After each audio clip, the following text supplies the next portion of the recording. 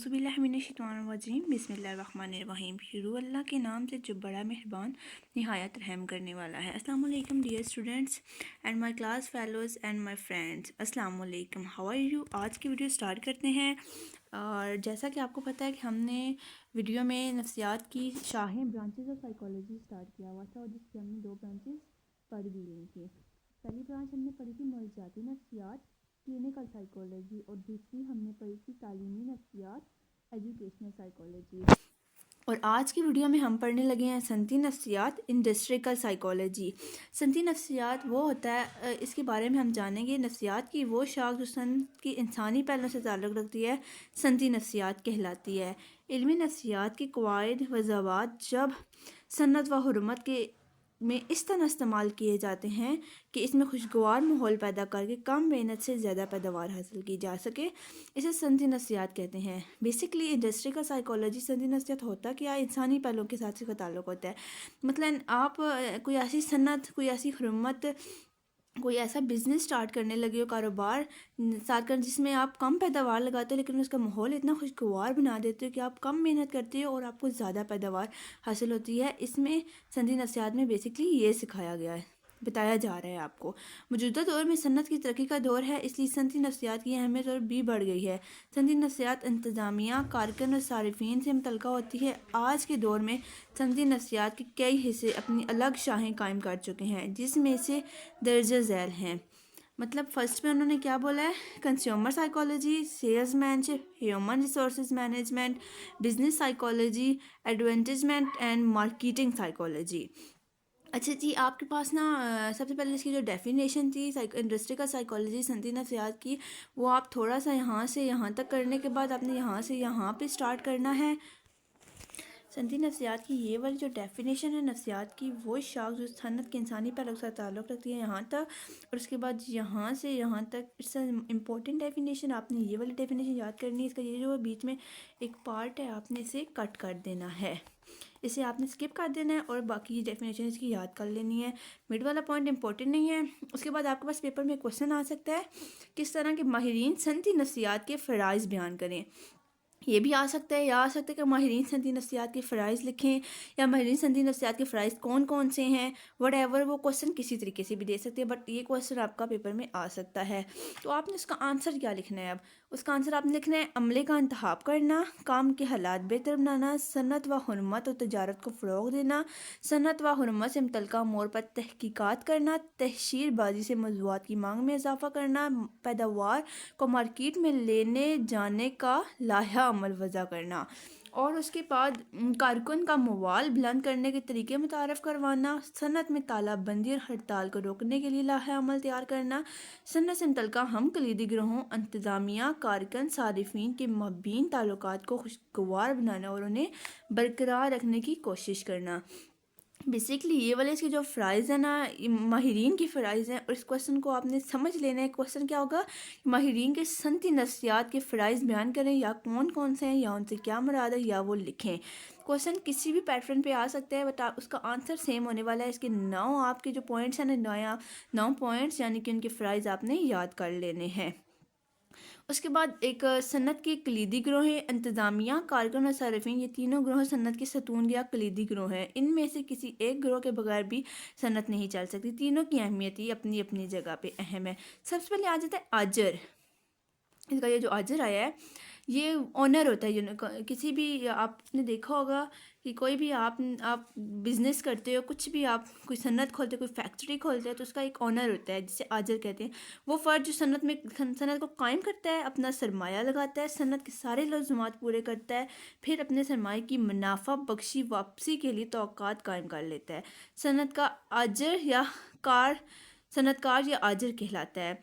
वो इंसान जो अपनी सनत कायम कर रहा है, उसमें पैसे लगा रहा है, उसके सारे खर्चे पूरे कर रहा है, और उसके बाद मज़दूरों को तनख्वाह दे रहा है, वो सारे जो काम करने वाला इंसान होता है ना, वो आजर होता है।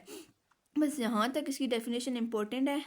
آپ نے کر لینی. اس کے بعد آ جاتا ہے کارکن، اجیر جسے کہتے ہیں. یہ صنعت و حرمت کا دوسرا اہم ستون ہے. کارکن صنعت میں ریڑھ کی ہڈی کی حیثیت رکھتی ہے. اس کی ذمہ معیاری موضوعات بنانا اور پیداوار بڑھانا ہوتا ہے. کارکن کے لیے کام کے مناسب حالات پیدا کرنا انتظامیہ کی ذمہ داری ہوتی ہے. بیسیکلی اب کارکن ہوتا کیا ہے؟ آجر کے بعد ایک انسان ہوتا ہے مینیجر، جس کا نام ہوتا ہے وہ مینیجر کے علاوہ مزدور بھی ہو سکتا ہے. کسی بھی صنعت میں کام کرنے والا جو مزدور ہوتا ہے، آجر تو وہ ہوتا ہے نا جو صنعت کو قائم کرتا ہے، لیکن اس صنعت پہ آگے جو کام کرنے والے لوگ ہوتے ہیں نا، ان میں سے کوئی ایک کارکن ہوتا ہے. یہ سارے بھی کارکن ہو سکتے ہیں، مزدور بھی ہو سکتا ہے، چاہے وہ کسی آفس میں بیٹھا ہوا انسان ہے وہ بھی ہو سکتا ہے. بار وہ صنعت کو چلاتا ہے، آگے اس میں جو کام ہوتے ہیں اس کی پیداوار کو بڑھاتا ہے، وہ کارکن ہوتا ہے. اس کے بعد ایک تیسری چیز آتی ہے صارفین.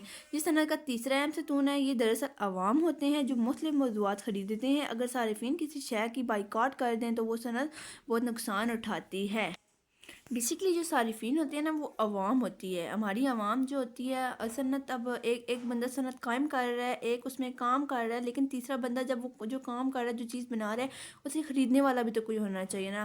جو لوگ اسے خریدتے ہیں وہ صارفین کہلاتے ہیں، عوام ہوتا ہے. اگر صارفین کسی شے کو غلط کہہ دینا اور وہ چیز نہ بکے تو صنعت کا کافی زیادہ نقصان ہو جاتا ہے. اور صارفین کے بغیر صنعت چل بھی نہیں سکتی. جب کوئی بندہ کوئی چیز خریدے گا نہیں تو صنعت آگے کیسے بڑھے گی؟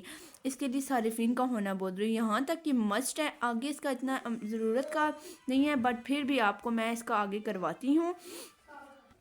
آگے ہمارے پاس آ جاتا ہے جی عملے کا انتخاب. اب عملے کا انتخاب مطلب ہمارے جو صنعت میں جو فرد ہوں گے نا ان کا انتخاب کرنا ہے. لکھا ہوا کیا ہے؟ صنعتی نفسیات میں موضوع پیشے کے لیے موضوع فرد کا انتخاب ہونا چاہیے. اگر جیسا پیشہ ہے ویسے ہی فرد کا انتخاب کرنا ہمارے لیے بہت اہم ہے. ہماری صنعتی نفسیات کے پیشے کی نوعیت کو دیکھ کر معیار وضع کرتے ہیں. کس طرح کا کارکن اس کے لیے مناسب ہوگا. انتخابی عمل میں تعلیم اور جسمانی صحت کو مد نظر رکھا جاتا ہے. عملے کی بڑھتی کے لیے ضرورت پڑنے پر مختلف نفسیاتی آزمائشوں کا استعمال کیا جاتا ہے. تاہم انٹرویو کافی بہتر ثابت ہوتا ہے اگر صحیح فرد کا انتخاب صحیح کام کے لیے کیا جائے تو اس سے صنعت کی کئی مثال حل ہو جاتے ہیں. بیسیکلی بتایا جا رہا ہے جس طرح کی صنعت ہوتی ہے اگر اس طرح کے افراد ہو تو زیادہ بہتر ہے. اگر ایک پڑھا لکھا انسان ایک صنعت میں ہوگا، اچھا انتخاب کیا جائے گا نا فرد کا، تو آپ کی صنعت بہت اچھے طریقے سے چلے گی. وہ تعلیمی، جسمانی اور انتخابی عمل میں تینوں طرح سے، ذہنی طور پر ہر طرح سے وہ درست ہونا چاہیے. اور پھر اس کے بعد نا ہو تو تبھی صنعت چلتی ہے. اور اس کے بعد بتایا جا رہا ہے بھرتی کرنے کے لیے نا مختلف آزمائشی طریقوں کا استعمال کیا جاتا ہے. جیسے کہ میں نے، اگر آپ میری پچھلی ویڈیو دیکھو گے کہ میں نے جس میں کلینکل سائیکالوجی کے بارے میں بتایا تھا، تو اس میں ساتھ میں نے یہ بھی بتایا تھا کہ اس میں نفسیاتی آزمائشوں کا استعمال کیا جاتا ہے. ایک میں نے ساتھ انٹرویو کا بھی بتایا تھا. انٹرویو کا طریقہ یہاں پہ استعمال کیا جا رہا ہے کہ انٹرویو کا طریقہ کافی بہتر ثابت ہوتا ہے کسی آزمائشوں میں، کہ کسی فرد کا انتخاب کرنے کے لیے پہلے اس کا انٹرویو لیا جائے تو اس سے کئی مسائل حل ہو جاتے ہیں. اچھا، یہ کہا جاتا ہے صنعتی نفسیات و تحشیر. تحشیر بیسکلی ہوتا کیا ہے؟ تحشیر وہ جو اشتہارات ہوتے ہیں نا ان کے بارے میں ہوتا ہے. کہ لکھا ہوا ہے موضوعات کی بہتر ترسیل اور فروخت کے لیے تحشیر میں بھی نفسیاتی طریقوں کا استعمال کیا جاتا ہے. اشتہاروں کے ذریعے رائے عامہ ہموار کی جاتی ہے اور اس طرح عوام کو موضوعات کے استعمال پر مائل کیا جاتا ہے. ماہرین نفسیات تحشیر کی نئے طریقے دریافت کر رہے ہیں یا وضع کرتا ہے. تحشیر بیسکلی اگر کوئی بندہ کچھ صنعت کھولتے ہیں اس میں جو چیزیں بنا رہا ہے وہ اپنے اشتہارات دیتا ہے. اشتہار دے کے لوگوں کو اپنی طرف مائل کرتا ہے، عوام کو اپنے موضوعات کے استعمال پر مائل کرتا ہے. انہیں بتاتا ہے کہ آپ نے دیکھا ہوگا ٹی وی پہ بھی اشتہارات آتے ہیں تو کوئی کریم آ رہی ہے تو وہ کہتا ہے کہ ہماری کریم زیادہ بہتر ہے. کسی شیمپو کا آ رہا ہے، اس کے علاوہ کسی صابن کا اشتہار آ رہا ہے، بہت سی چیزوں کے، کسی کریم کا آ رہا ہے، اور اسی طرح بہت سی چیزیں ہوتی ہیں جن کے اشتہارات آتے ہیں اور ہر اشتہار میں یہی بتایا جا رہا ہوتا ہے کہ ہماری چیز زیادہ بہتر ہے. اسی طرح تشہیر کے نئے طریقے آ رہے ہیں. اشتہارات، نیوز، بکوں پہ آ رہے ہیں، رسالہ جات آ رہے ہیں، بہت سی چیزیں آ رہی ہیں جس میں صنعتی نفسیات و تشہیر وغیرہ کا اضافہ ہوا ہے. اس کے بعد ہم چلے جاتے ہیں نیکسٹ پیج پہ. کیا ہے پیج نمبر 14 پہ؟ حالات کار. صنعتی نفسیات میں پیداوار کے فروغ اور کارکن کی بہتری کے لیے مناسب حالات کار کو خصوصی اہمیت دی جاتی ہے، جس میں کارکن کے تحفظ، سیفٹی اینڈ سیکیورٹی کو اولین ترجیح حاصل ہے۔ اس کے علاوہ تازہ ہوا، مناسب روشنی، وافر پانی، آرام کے مناسب وقفے بھی اہم سمجھے جاتے ہیں تاکہ کارکن دل لگا کے کام کرے، بہتر کام کرے۔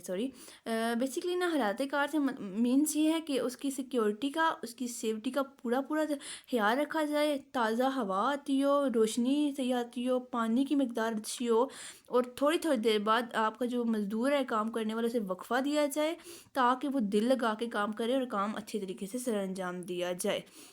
نیکسٹ پہ کیا آ جاتا ہے جی، صنعتی حادثات سے بچاؤ۔ اس کے لیے بھی ایک موضوع افراد کا ہونا بہت ضروری ہے۔ اگر کارکن کو مناسب تربیت نہ دی جائے یا موضوع افراد کا انتخاب کرنے کے بجائے نااہل اور غیر ذمہ دار لوگوں کو بھرتی کیا جائے تو صنعتی حادثات کے امکانات بڑھ جاتے ہیں۔ وہ کیسے؟